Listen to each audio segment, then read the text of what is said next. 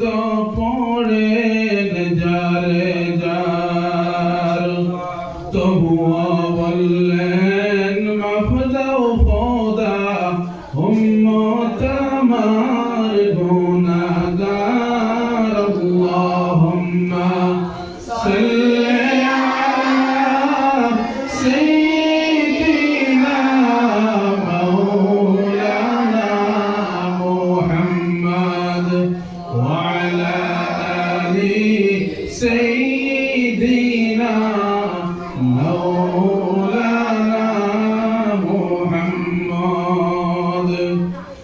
দন্না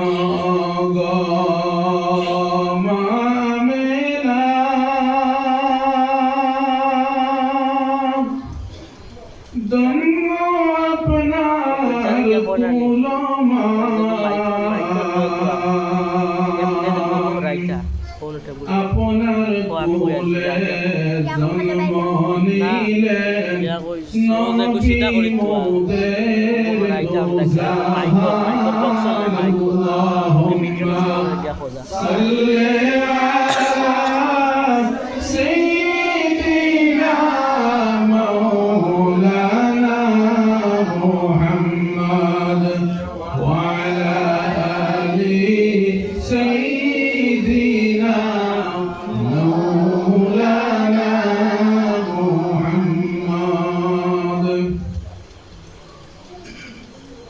মুআজ্জাজ আজকের এই দিনী মাহফিলের সম্মানিত সদর সাহাব, কাবিলে ইহতিরাম, উলামায়ে কেরাম, দিন দরদি ভাই হল, আর বিশেষ করিয়া পর্দার আড়ালের সম্মানিতা আমার মা এবং বোন হল, সবাইরে সর্বপ্রথম সালাম জানাই, আসসালামু আলাইকুম ওয়া রাহমাতুল্লাহি তাআলা ওয়া বারাকাতুহু। সাহাবা হল, দুস্থ হল, বুজুর্গ হল, আল্লাহ জাল্লে জালালুহুর লাখ কোটি শুকরিয়া যে আল্লাহ তাবারক ওয়া তাআলা আজকের দিনেও অনেক মানুষ দুনিয়ার অনেক পেরেশানি দিয়া ব্যস্ততার মাঝে ফেলাই রাখি দিছে। অনেক মানুষে মনে মনে খান্দের একবার মসজিদে যাইতো, দিনী আলোচনা শুনতো, তার দুনিয়াবি পেরেশানি আর তার দুনিয়াবি মাসাইবাতর কারণে হেফারেরই না যাইতো। আল্লাহ আমরা বড় ইহসান করছেন, বড় ফজল করম করছেন, যার ওসিলায় যার বদৌলতে আজকে আমরা আল্লাহর দরবারে দিনের মাফতা শোনার তৌফিক আল্লাহ দান করছেন। আমরা ইয়া বইতাম পারছি, একবার দিল আর মন উজাড় করিয়া আল্লাহর শুকর আমরা সবাই আদায় করি। জুড়ে হোক একবার আলহামদুলিল্লাহ। সাহাবা হল, দুস্থ হল আর বুজুর্গ হল, আমি তো আসলে ওয়াজের জীবনও প্রথম অবাক হইলাম। এখন হইবা কিলা অবাক হইলাম, ওটার লাগি অবাক হইছি, দিনী জলসা হলো তো বহুত জায়গা যাই এবং গেছি এবং যাইমু, কিন্তু এত ভিতরে আর এত কঠিন রাস্তাও হল, এত কষ্ট স্বীকার করিয়া আপনারা এই জায়গাত মসজিদ রে তৈয়ার করিয়া মসজিদ ওখান যে সালাইয়া লইয়া যাইতরা, সারা যায় জরুরত হল পুরা খোতরা দেহাতক আজকে এত বড় দিনের মজমুআ তৈয়ার করে লইছেন, এটা হকলর দ্বারা সম্ভব নাই। এটা একমাত্র ইমানের বল্ডিস থাকার কারণে, ইমানের জজবা থাকার কারণে, আল্লাহ এবং আল্লাহর রাসূল সাল্লাল্লাহু আলাইহি ওয়াসাল্লামের ইশক আর মহব্বতের প্রতীক ভিতরে থাকার কারণে এটা আপনারা দ্বারা সম্ভব হইছে। এর লাগিয়া এই যে দিনের মজমুআ তৈয়ার করা হইছে, দিনের মজমুআ আল্লাহ তৈয়ার করায়, কিন্তু হকলর ভাগ্যত জুটে না, হকলর নসিব আল্লাহ মুকদ্দর লেখাই না যে দিনের মজমুআ কইয়া মাত শুনত।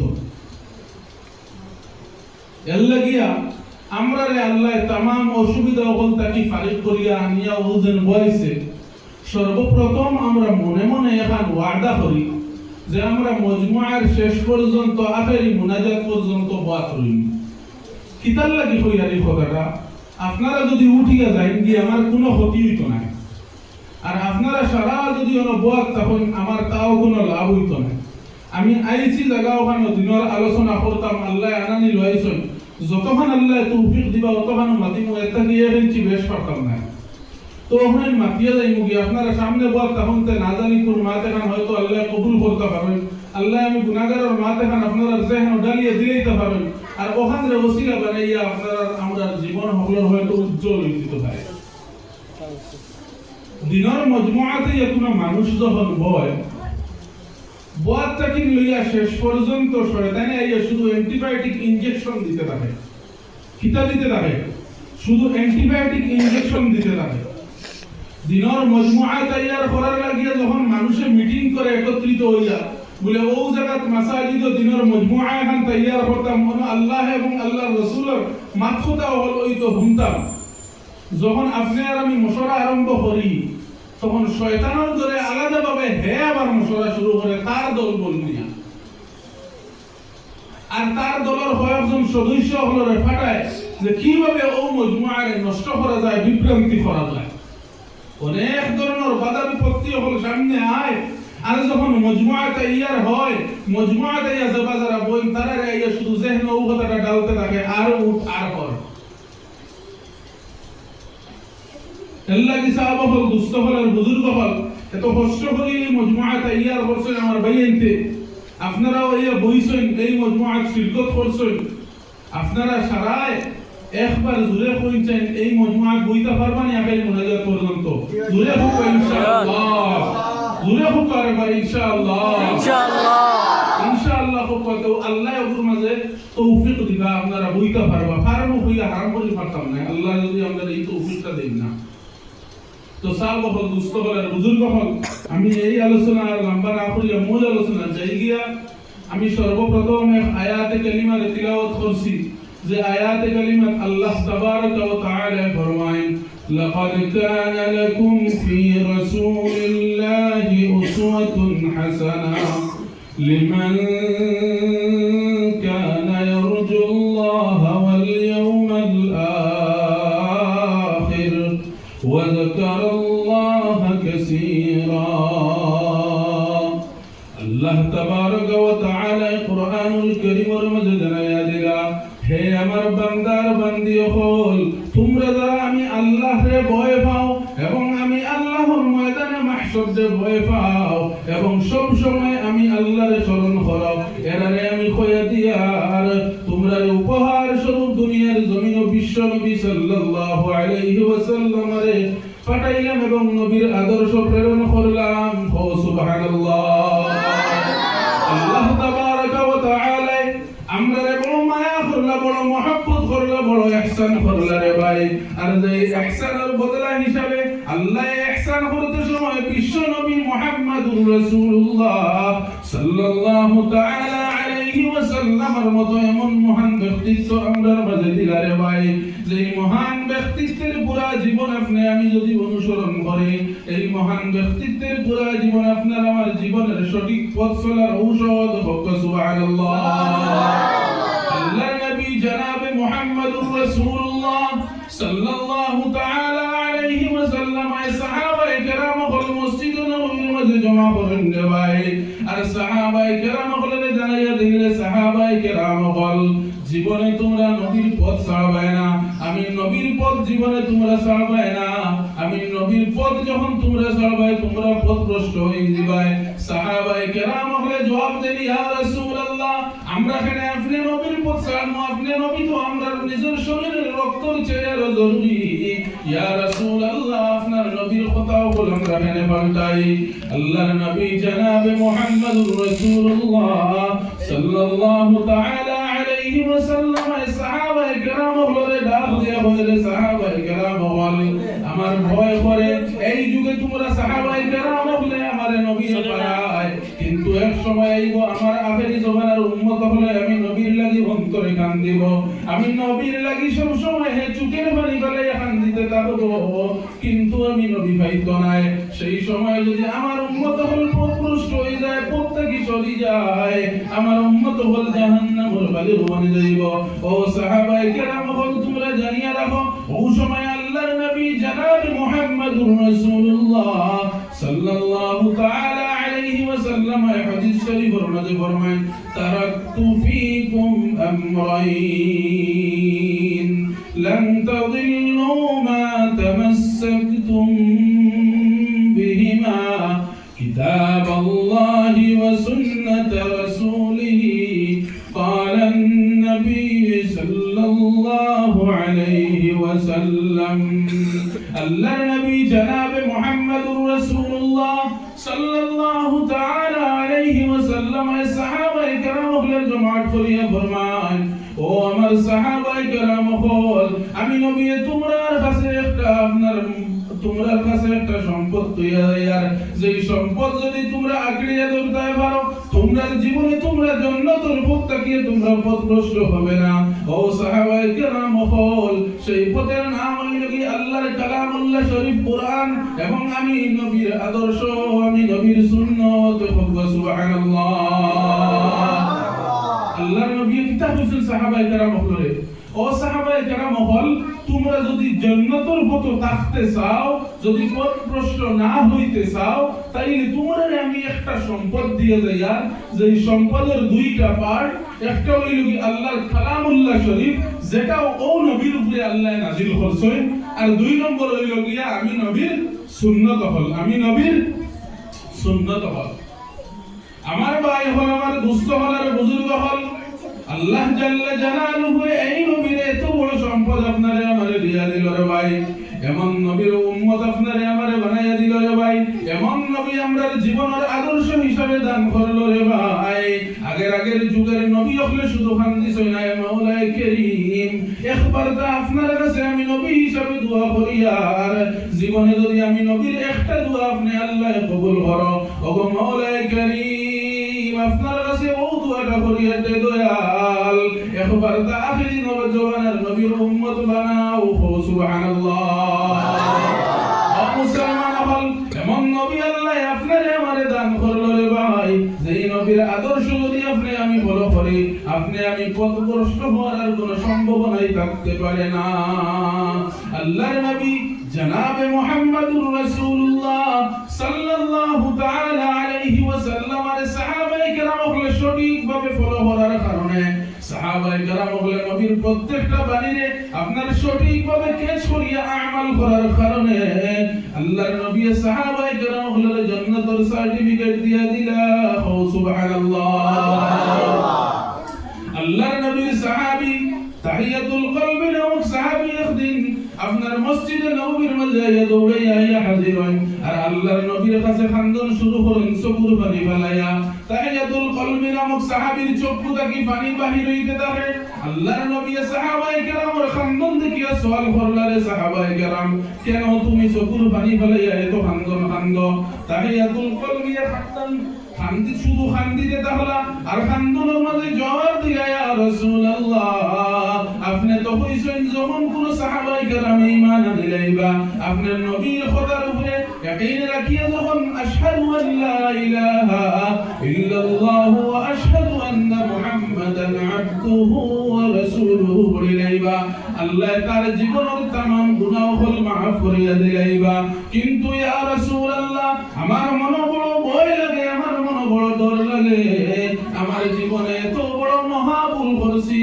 আমার জীবনে এত বড় মহা গুনাহ করছি ইয়া রাসূলুল্লাহ আমার মনে হয় আল্লাহ যদি সারা গুনাহ আমার maaf করিয়া দিলেন মনে হয় আমার এই গুনাহ maaf করিয়া দিতা না আল্লাহর নবী জনাবে মুহাম্মদুর রাসূলুল্লাহ সাল্লাল্লাহু তাআলা আলাইহি ওয়াসাল্লাম ডাক দিয়া ফরমাইলেন সাহাবায়ে কেরাম তুমি কোনো চিন্তা করিও না তুমি নিশ্চিন্তে থাকো এবং ঘরের মাঝে গিয়ে আরাম করো কেননা গত কালকে আসর টাইমে তুমি ঈমান আনলাই আর আজকে তুমি কেন কিতা এত বড় গুনাহ করলাই তোমার কোনো টেনশন নাই আমি নবী কইয়া দিয়ে তুমি করে যাও তুমি করো গিয়ে বিশ্রাম করো তোমার পিছনের জীবনের तमाम গুনাহ আল্লাহ maaf করিয়া দিলাইছো সুবহানাল্লাহ তাহিয়াতুল কলবি নবীর কথা শুনিয়া আবার বিশ্ব নবীর সওয়াল করুন ইয়া রাসূলুল্লাহ সাল্লাল্লাহু আলাইহি ওয়াসাল্লাম আপনি আমারে একটা জবাব দেওয়া ও আল্লাহর নবী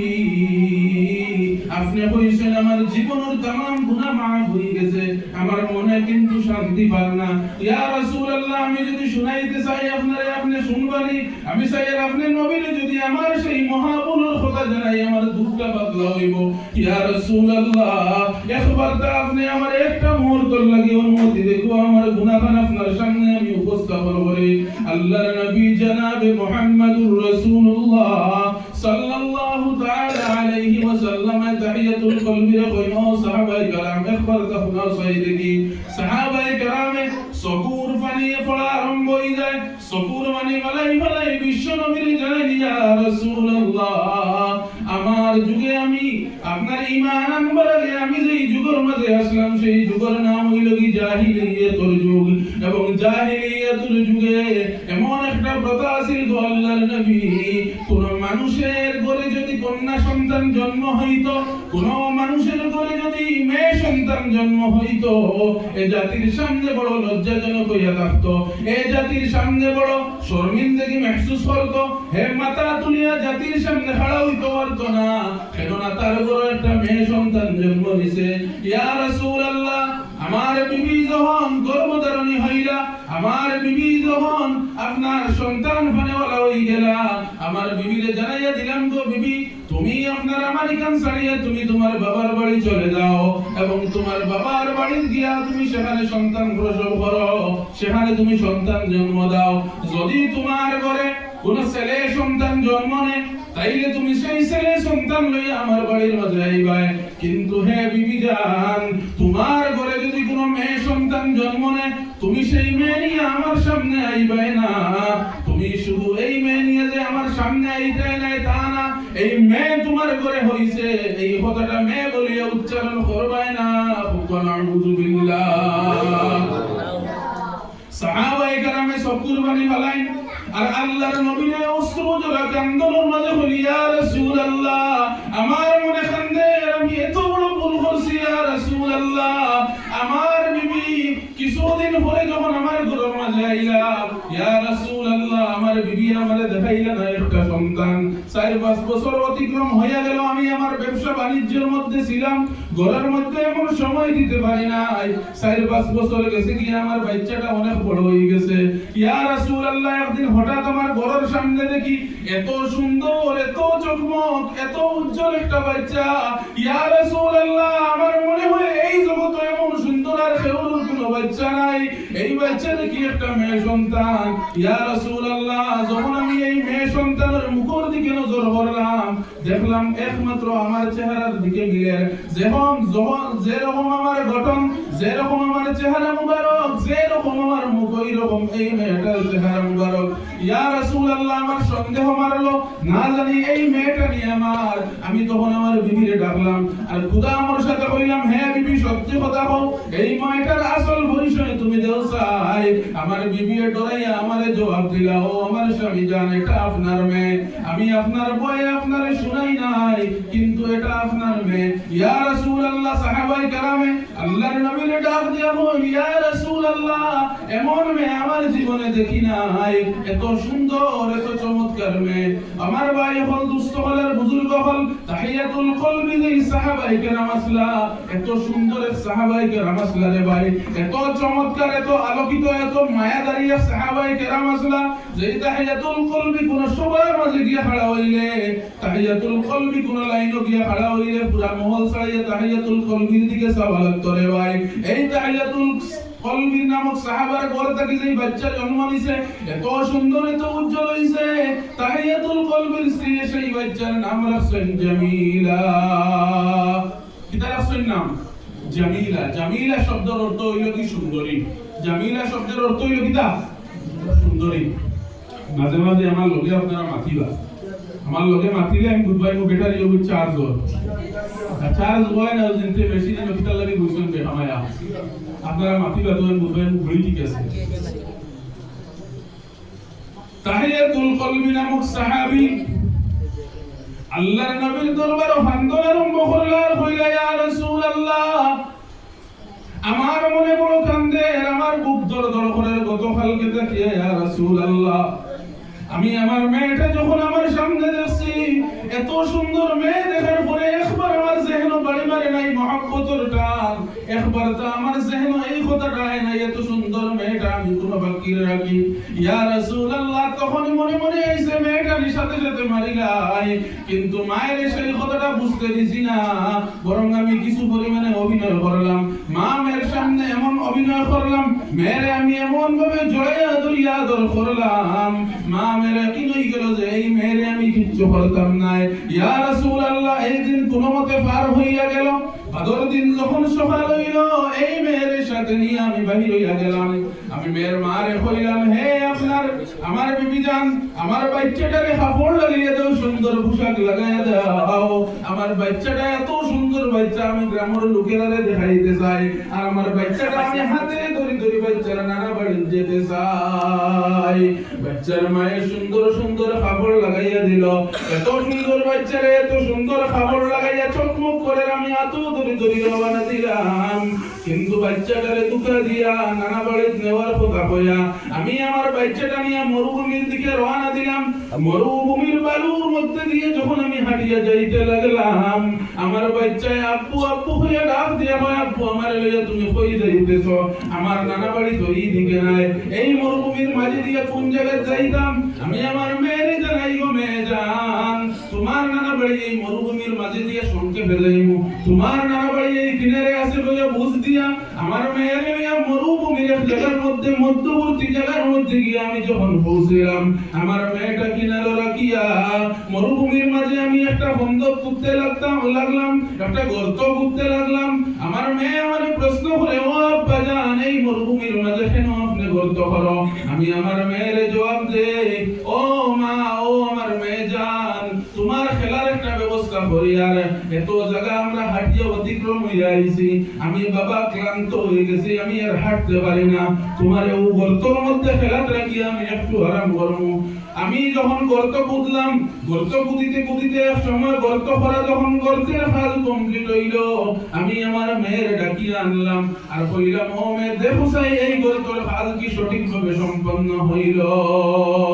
আমার মেয়ে যখন গাতের দিকে মাথা আগুয়াইয়া উগি দিয়ে যখন গাত দেখতে চাইল, আমার মেয়ে মাথা আগুয়াইতেই আমি পিছনের দিক তাকিয়া এমন নিষ্ঠুর বাবা, এমন কঠিন বাবা আমি হইলাম, ইয়া রাসূলুল্লাহ, আমার এত সুন্দর মেয়েটার গায়ের মাঝে ধাক্কা দিয়া আমি সেই গর্তের মধ্যে ফেলাইলাম।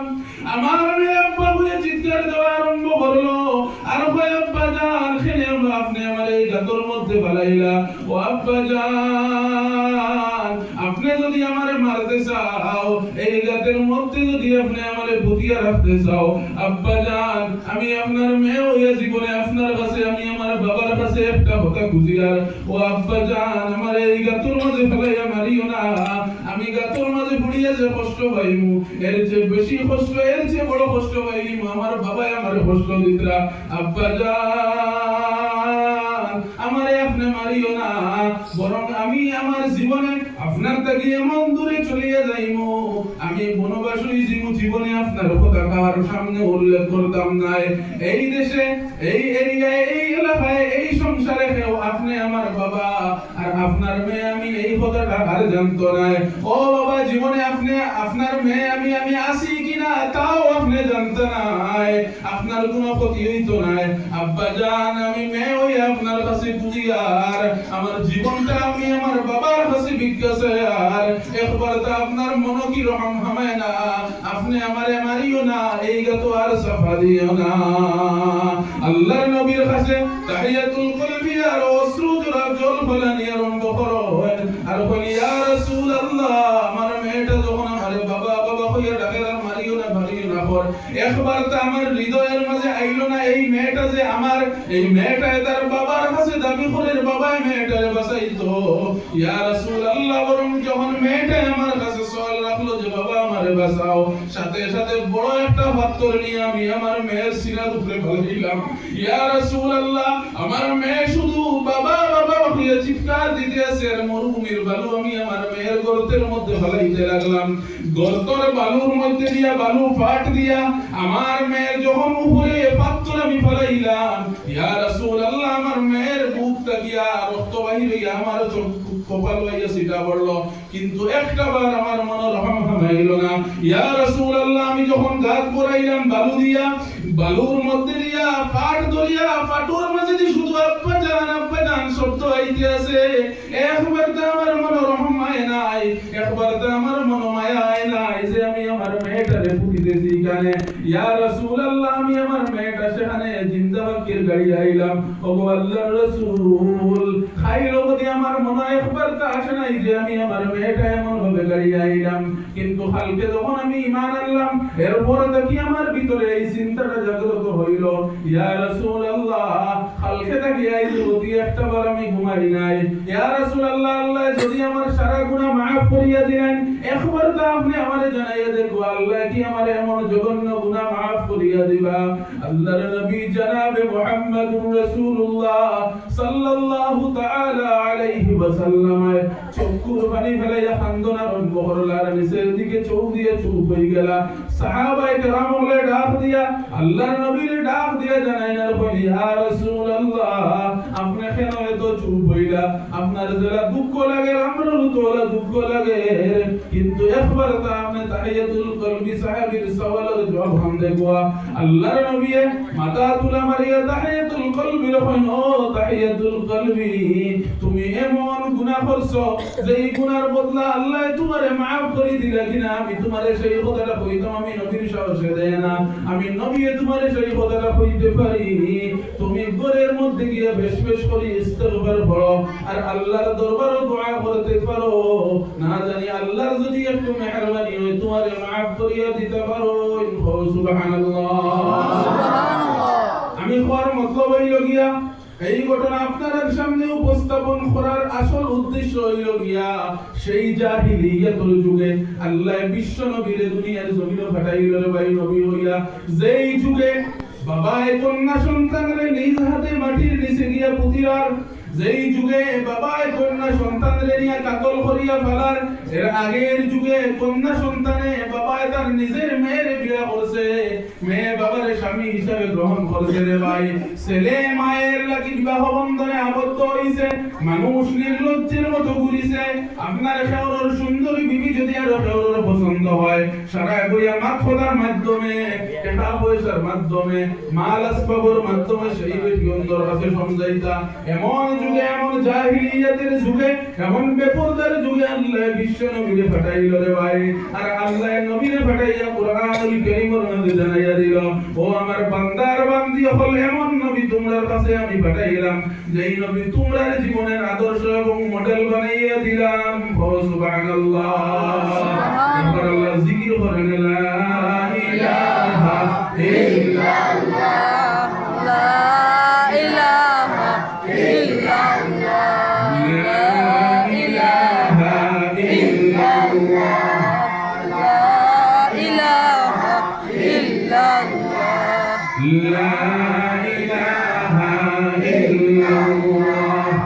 লা ইলাহা ইল্লাল্লাহ, লা ইলাহা ইল্লাল্লাহ।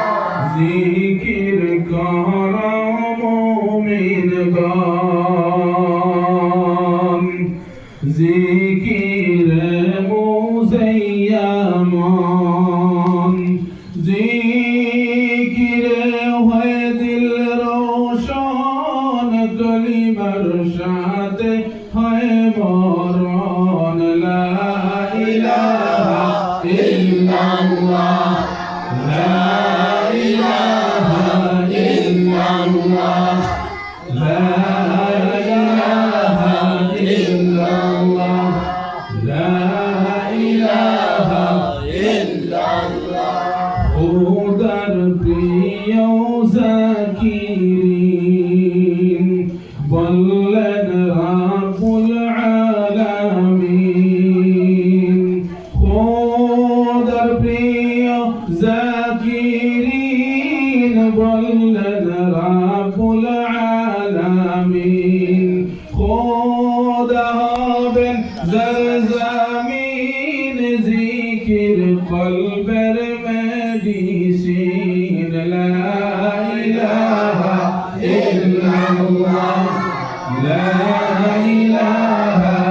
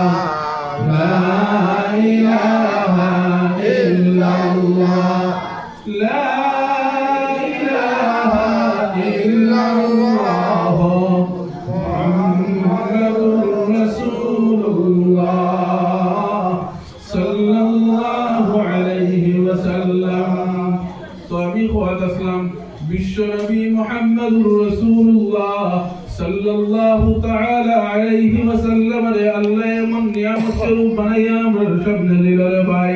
আল্লাহর খোদা মতো কোনো মানুষ যদি চলতে চায় এবং আল্লাহরে যদি কোনো মানুষে বাড়িতে চায়, আল্লাহ কুরআনুল কারীমের মাঝে জানাইয়া দিলা, কোনো মানুষে যদি আমার কোনো বান্দায় যদি আমি আল্লাহর লাগি মোলাকাত করতে চাই, হে যেন সেই নবীরে হে ফলো করে, হে যেন সেই নবীর আদর্শরে অনুসরণ আর অনুকরণ করে, যেই মানুষে বিশ্ব নবী মুহাম্মদুর রাসূলুল্লাহ সাল্লাল্লাহু তাআলা আলাইহি ওয়াসাল্লামের আদর্শরে অনুকরণ আর অনুসরণ করিয়া আইব, আমি আল্লাহর লাগি তার মোলাকাত হইতে সময় লাগতো না।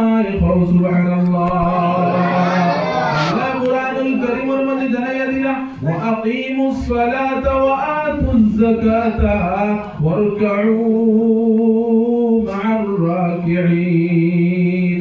হে আমার বান্দার বান্দি হল, সর্বপ্রথম তোমরা আমার নবীর তোমরা অনুসরণ আর অনুকরণ করো, আর তারপরে তোমরা নবীর অনুসরণ করিয়া নবীর উসুল মোতাবেক তোমরা আমার ইবাদত করো।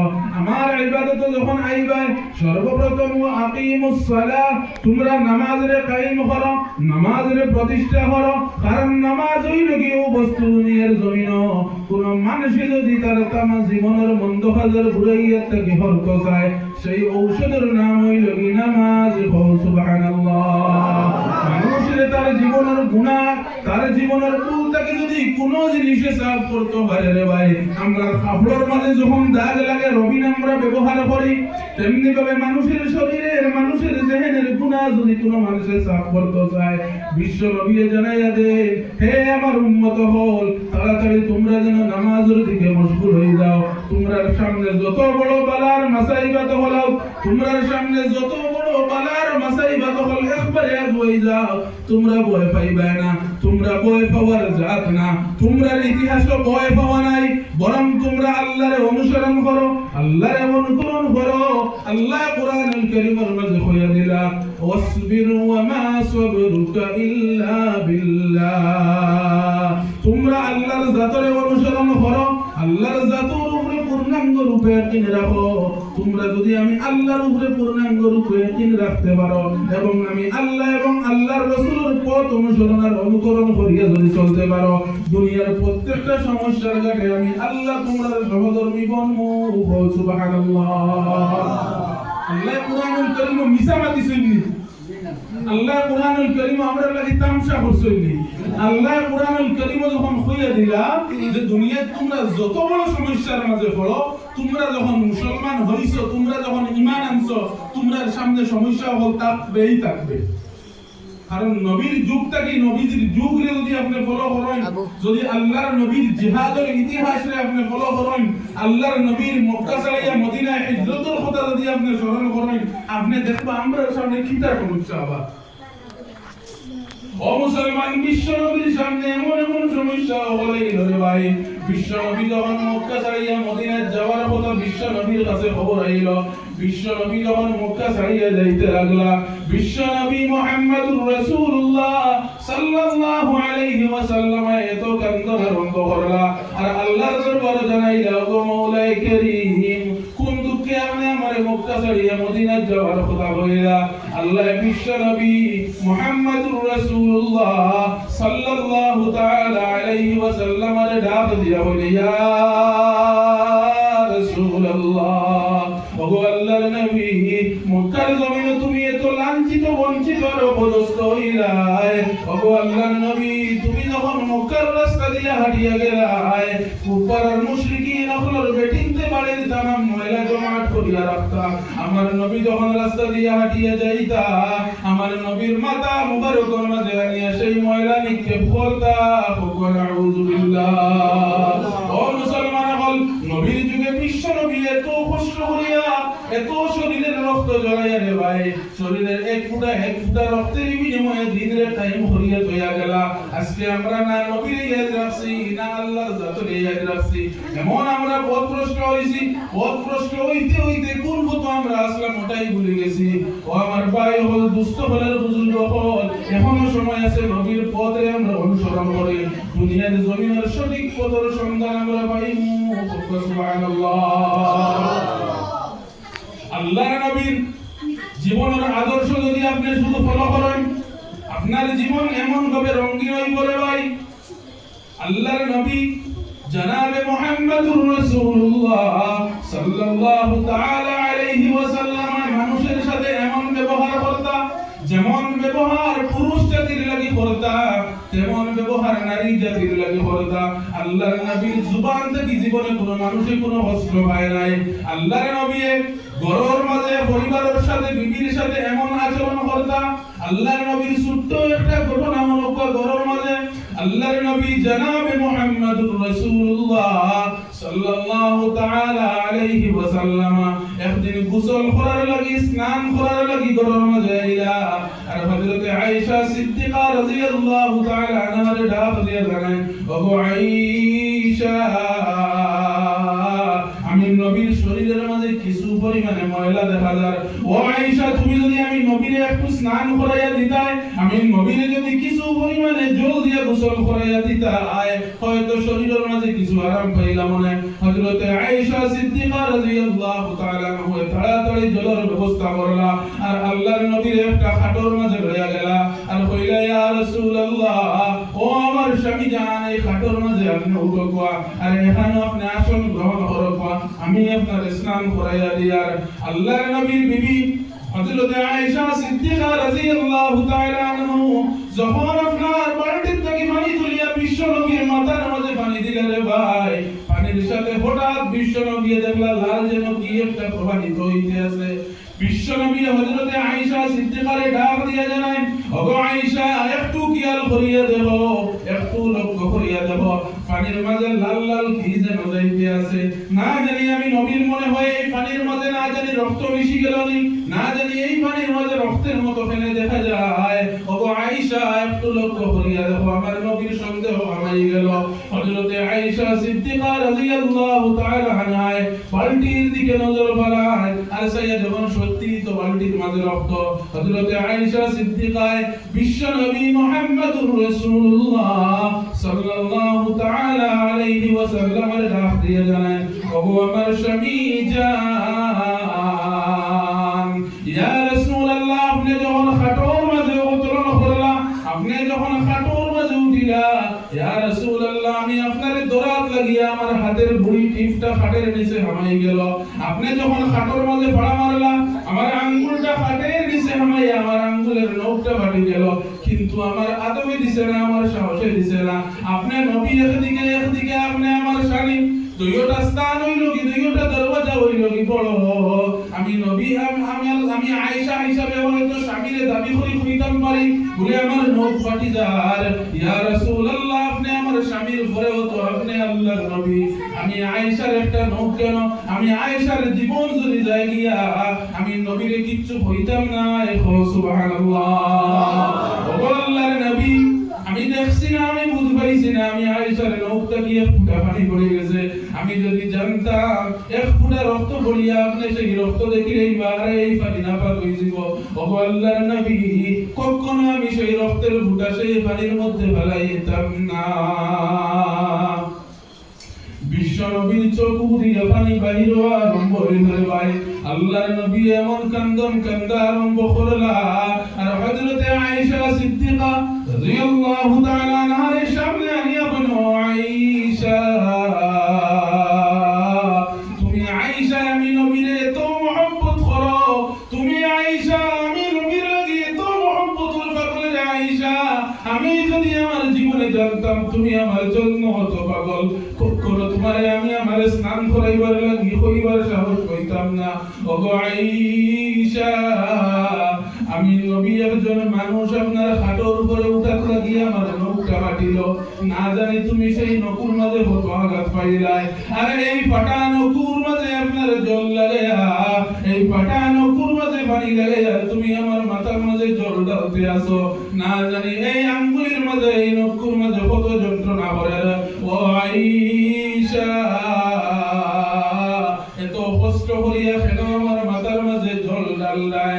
হযরত আয়েশা সিদ্দিকা বিশ্ব নবীর ডাক দিয়া জানায়, আর বলি, ইয়া রাসূলুল্লাহ, ওগো আল্লাহর নবী, ও আমার স্বামী জান, আমার নকুর রক্ত কেনে আমার হাতের আঙ্গুলের একটা নখ কেনে ইয়া রাসূলুল্লাহ আমার দুনো হাতের সারা আঙ্গুলে দুনো পায়ের সারা আঙ্গুল যদি আপনার খাটের নিচে হারাইয়া যদি আমি বুঝতাম যে আমার খাটের নিচে আপনার খাটের নিচে আমার तमाम হাত এবং পাও হল হারাইলে আপনি শান্তি হইবা আপনি আরাম পাইবা আমি হারাইতে সময় 1 মিনিট দ্বিধাবোধ করলাম না ইয়া রাসূলুল্লাহ আমার তো একটা আঙ্গুল ফাটিছে ওখান তো আমার হাত এবং পায়ের অসংখ্য আঙ্গুল বল ভালো আছে ইয়া রাসূলুল্লাহ আমি জীবনের শেষ মুহূর্তে যদি ও বদলে জানতে পারি যে আমি আয়েশার বুক ওখান ফাটাইয়া দিলে যদি বিশ্বনবী খুশ হন ইয়া রাসূলুল্লাহ আমার বুক ওখান ফাটাইয়া দিলে যদি আমার স্বামীর হক আদায় হয় ইয়া রাসূলুল্লাহ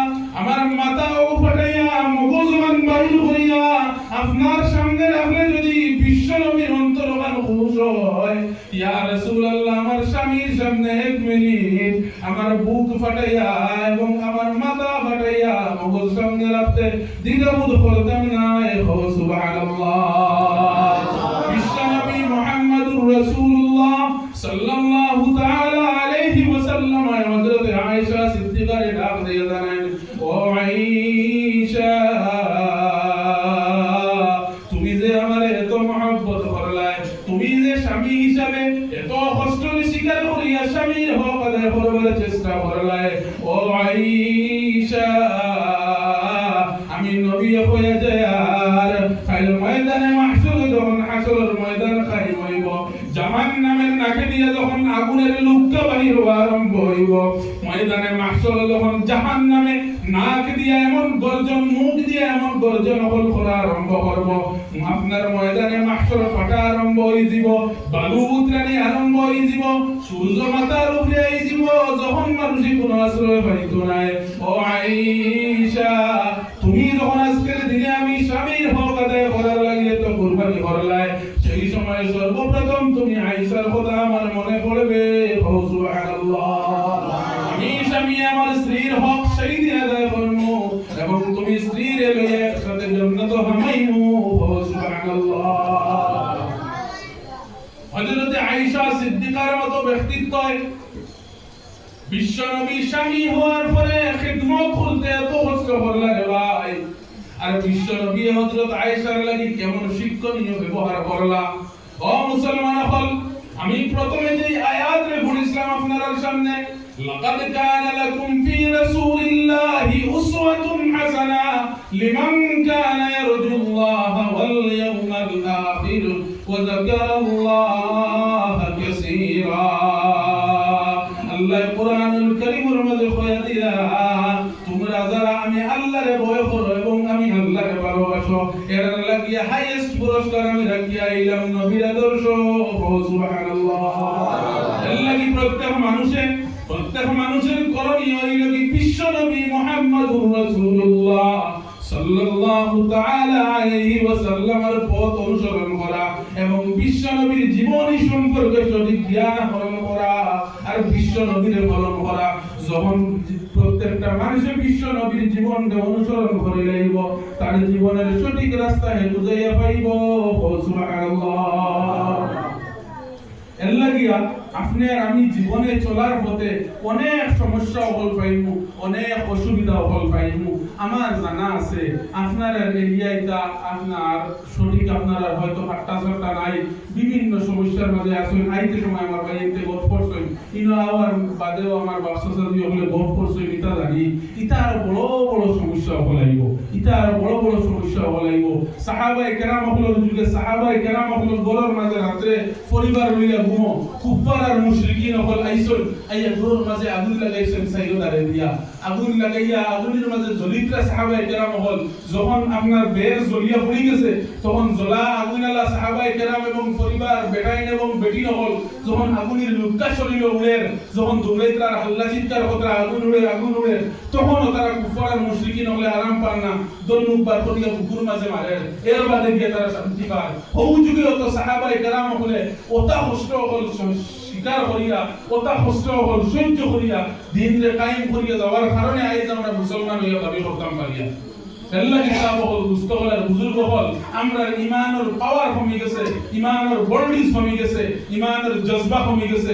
মুসলমানের যখন ইমানের পাওয়ার, ইমানের বর্ডিস, ইমানের তাকওয়া তার অন্তর বাড়াই নিব, তার সামনের তামাম সমস্যা হল পানির মতো তুলিষ্ঠা থেকে যাইব। সুবহানাল্লাহ। আল্লাহ কিতাব হল মুস্তকলার বুজুর্গ হল আল্লাহ এবং আল্লাহর রাসূলের পথ অনুসরণ করবা, আল্লাহর কাছে বেশি বেশি করে হান্দাগুলা করবা, আর নবীজির সুন্নাত হলতে শক্ত হাতে আগ্রিয়া করবা, নবীজির পথে আপনারা বালা করে অনুসরণ করবা, আর আল্লাহ এবং আল্লাহর রাসূলের পথে চলিয়া জান্নাতের দাবিদার করবা, দুনিয়া আখিরাত আপনারা উজ্জ্বল হইব। সুবহানাল্লাহ। আল্লাহ কি আমি যা আলোচনা করলাম, আলোচনা তো বহুত আলোচনা আরো সামনে রইছে, খালি মাতিবার জানাবো, খালি মাতিবার জানাবো। বহুত মাতকল আপনারা পরিস্থিতি ওর মাতিতাম, কিন্তু সময় দেন না। আমরা আইসি বাক্কা দূরে দেখিয়া আর ইবাজ বারইয়া যাইতাম বাক্কা দূরে মাদ্রাসা গিয়া রাত্রে বহুত বহুত জরুরত, কালকে মাদ্রাসার মিটিং, এল্লা গিয়া বেশি সময় নিলে হইতো না। আপনারা আজকের অতিথি বেশ আকর্ষণীয় অতিথি, আমার মাদ্রাসার যেই মাদ্রাসার শিক্ষক আমি, ও মাদ্রাসার মক্তবী মজুর হযরত মাওলানা বদরুদ্দিন সাহেব রহমান মাঝে অপেক্ষা হতরা। এল্লা গিয়া হুজুর আইবা, হুজুরের আলোচনা আমি বুঝা উনি আমার লাগান বেটার সামনে বুঝা বেটা লাগিয়া উনি আপনারা হে উঠিবা না, আমি যারা হইয়া আপনারা মাল থাকি সারাংশ বল পাইবা, হিকার মতো জিনিস পাইবা। এর লাগি আপনারা সারা সবর ধরি হওয়া তাপা নাকি একবার খুব ইনশাআল্লাহ। সবাই হল দুস্থ হল আমরা ও যাই মুগিয়া, ও ঘন্টা 1.5 ঘন্টা 2 ঘন্টা আর আসি যাই মুগিয়া, কোন দিন আর আই হইতা মাটি আল্লাহর হুকুম হইব, কোন দিন আই হইতা পারতাম না। কিন্তু হয়তো আপনারা ভাই একবার সাওয়া ওখান আল্লাহ কবুল করিলেনতে আমরা জীবন হয়তো রঙিন হয়ে যাব, আর আমরা গুনাহগার হলোর কোনো এক মাছ যদি যেন গালিয়া থাকে ওখানের ওসিলায় আপনার আল্লাহ বড় মাসাই বা তখন হয়তো হরাইয়া দিলেইব। আল্লাহ কি ওখানের উপরে ইয়াকিন রাখিয়া আর সারা ধৈর্য ধরিবা তাহবা, আর হুজুর আপনাদের সামনে আইবা, আইয়া দিনের আলোচনা করবা ইনশাআল্লাহ।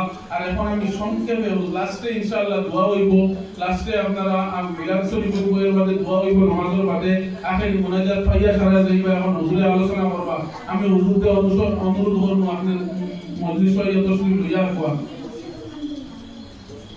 10 মিনিট ঠিক আছে। ওই হুজুরে 10 মিনিট টাইম চাইছেন, 10 মিনিট আপনারা ধৈর্য ধরবা, হুজুর আই দিবা। তো আমি আপনার পুরা আগে কথা বাড়াইছে, তো হুজুরে 10 মিনিট টাইম দিছে।